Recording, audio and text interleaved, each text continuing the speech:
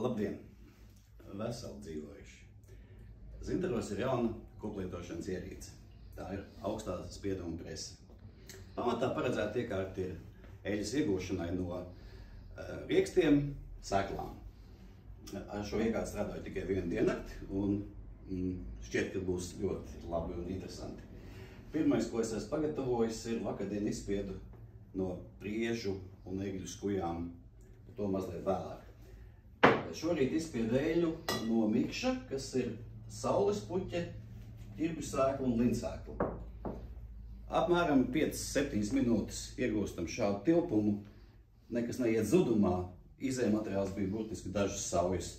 Atlikums ir absolūti sausi, tādi kā čipši, kuros nav ne kripatīs, ne mitruma, ne eļas. Viņus, protams, neizmetam, viņi garšo ļoti labi, var pagatavot, piemēram, kopā ar medu, var pagatavot tādu kā halvu. Un šī eļļa vienkārši fantastiska. Protams, ka šādu iekārtu ne katrs nopirks, viņa ir dārga, liela un aizņem vietu, bet Zintaros par 5 eiro stundā, priekš mēneša vai 2 sev ražība 5–7 kg stundā. Tagad ir man eksperiments ar smilcēkšķiem un vēlāk ar mežrozītēm. Ierīce nav paredzēta, lai viņā ievietotu slapjus produktus, sausus.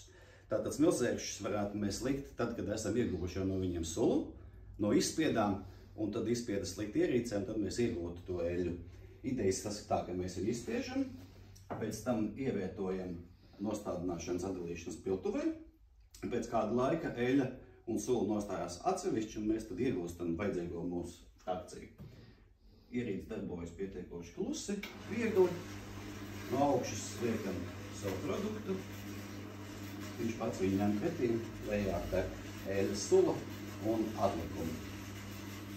Jā, šajā gadījumā ir slapjš, un es ar šo tehnoloģiju strādāju un meklēju, gluži kā līdzīgi, meklējuši tehnoloģiju, kā vislabāk no skujām iegūt eļļu un klorofilu dzērienu.